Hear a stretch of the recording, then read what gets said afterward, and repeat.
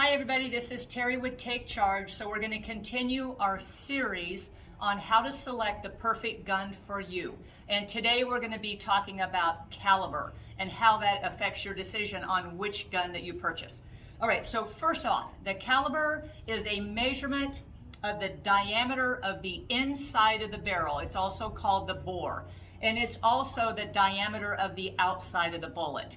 The caliber is measured in two different units. It really just depends on who designed the gun. So it's either measured in hundredths of an inch or it's measured in millimeters. All right, so we're going to start with the smallest caliber first, and we're going to talk about the .22 pistol.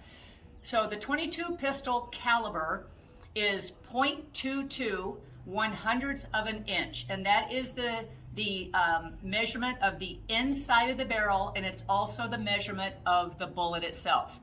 So things to think about with the .22 pistol. When you pronounce this, you don't say I shoot a .22, right?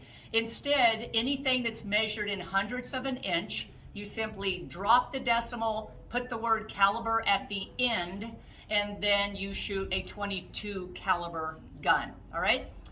The confusing part about the .22 is when I went to the gun store for the first time to buy ammunition for it. And the ammunition said .22 caliber LR, which stands for long rifle. And I thought, wait, I don't shoot a long rifle, I need a pistol, so I bought .22 shorts, which didn't fit my gun. So if you're shooting a .22 caliber pistol, that is 22 hundredths of an inch, which is the unit used to describe the diameter of the inside of the barrel. You want to purchase .22 LR, even if you're shooting a pistol. All right, so check your owner's manual to make sure. Another thing on ammunition for your .22 is I would prefer that you select the 40 grain and traveling at the minimum 1,050 feet per second, because what you'll realize is if you get in slower bullets traveling, say 900 or 800 feet per second, it's not going to have enough power to cycle the slide of your .22 pistol, and you're going to get multiple malfunctions, okay? All right, so that's the .22. Let's move on to the .380. The .380 is also measured in hundredths of an inch, so that means that it is .380 hundredths of an inch is the diameter of the bore, or the inside of the barrel. It's also the diameter of the bullet. Again, when you pronounce it, you're going to drop the decimal, add the word caliber at the end, and it is a .380 caliber gun. So when we talk about ammunition for the .380, when you go to the store, it's going to say ACP at the end. That's the correct ammunition. It was confusing to me at first, and I think what that stands for is automatic Colt pistol, all right? So .380 caliber gun means that the inside diameter of the barrel, which we also call the bore, is 380 hundredths of an inch in diameter. And then somebody came along and decided to design a new gun that would hold the bullet that's the same size as the .380 but's longer, and he decided to measure it in millimeters. So if it could not get more confusing, now we're going to jump to millimeters, and I'm going to talk about the 9mm bullet. When it comes to the 9mm, we're talking about the diameter of the size of the inside of the barrel. It is the exact same size and equivalent to the .380. So yes, a .380 bullet will fit into a 9mm gun, and it will also fire once. So I'll get more into that here in just a minute.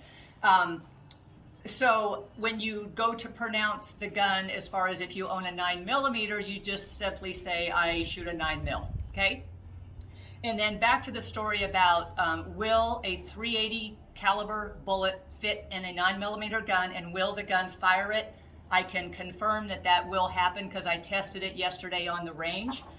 But what happened is because the .380 bullet is shorter, it didn't have enough power to cycle my 9mm slide. So what happened, I pulled the trigger, gun went bang, bullet went down range. The second round didn't feed, so I had to rack it every time. So if you're ever in a I don't know, life or death situation. You've got a 9mm gun. All you have are 380 bullets. Yes, you'll get one round off successfully, but then you will have to manually rack the slide every time to get it to cycle.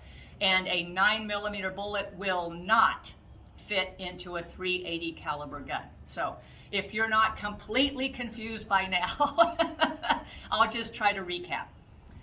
The caliber is a measurement either in hundredths of an inch or millimeters, which describes the diameter of the inside of the barrel, which we call the bore, and it's also the same of the outside of the bullet that fits that gun. So let's talk about how does that affect which gun you're going to purchase. And I'm going to specifically talk about a gun for self-defense. You know, there is a lot of controversy. You're going to get all kinds of opinions on, is the 22 enough? And I will just say that for me, it's not.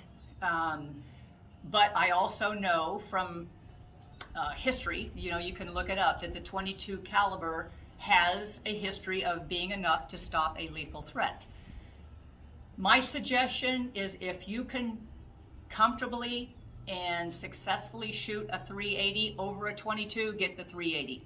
If you can shoot a 9mm over the 380, get the 9mm. So, you know, that's just my go-to. I carry a 380 a lot of the time, and it's not because of the bullet itself, but it has more to do with my ability to conceal the firearm because they have a tendency to be smaller.